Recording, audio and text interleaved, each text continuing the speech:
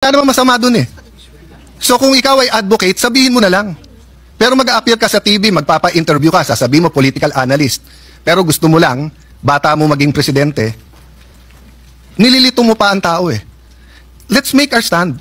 Ilang beses ko narinig dito sa hall na to, ang taong bayan, ang taong bayan, ang taong bayan. At hindi ba tama naman yung sinabi ng Supreme Court? Dapat may impeachment, pero hindi dapat gamitin ito ng magkalaban lang sa politika. Ayaw natin maging presidente si Vice President Sara, alunin nyo na lang sa 2028. Araw-araw talagang wag natin tantanan. Lastly, Mr. President, may I make an appeal to the media, our friends, the vloggers, yung iba nandito, political analysts, advocates, school deans, etc.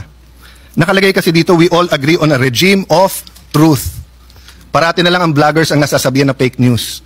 Alam nyo po, marami tayong political analyst ngayon, di naman sila analyst eh. Ang ibig sabihin ng analyst provides objective, non-partisan, data-driven explanation of political events, systems, and trends.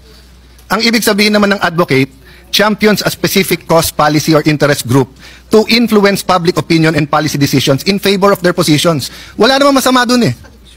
So kung ikaw ay advocate, sabihin mo na lang. Pero mag-a-appear ka sa TV, magpapa-interview ka, sasabihin mo political analyst. Pero gusto mo lang, bata mo maging presidente, nililito mo pa ang tao eh. Ganon din po, ilan beses kami binugbog dito nung iba, na ang sabi, bawal daw ang isang senator judge na mag-move to dismiss. Pero sila din ngayon ang nagsasabi sa mga senator judge, mag-MR kayo sa Supreme Court. Saan ka kayo nakakita na hindi pwede mag-motion to dismiss? Judges dismisses cases because of no jurisdiction. Ang CA, 3 sila o 5. Hindi nyo lang nakikita sa publiko at hindi sila mag-move kasi sila lang nag-uusap. Ang Supreme Court, hindi ba dinismiss nila? Hindi ba sinabi lang no jurisdiction? Tayo kasi dito nag-usap sa hall na to. So natural, hindi naman pwedeng si Senator Batorni ay tumingin lang sa akin tapos maisip niya, dismissed. Walang manifestation dito na hindi sinasabi. My point, Mr. President, is that yung sinabi ni Mahatma Gandhi nangyayari na sa Pilipinas eh. Sabi ni Mahatma Gandhi, if it's an eye for an eye, the whole world will go blind. Let's make our stand. Ilang beses ko narinig dito sa hall na to, ang taong bayan, ang taong bayan, ang taong bayan. Ang opinion ni Mocha Uson, isa lang naman siya.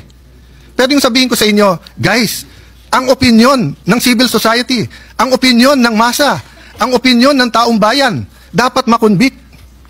Are we not overstepping and are we not confusing rather than enlightening our political processes?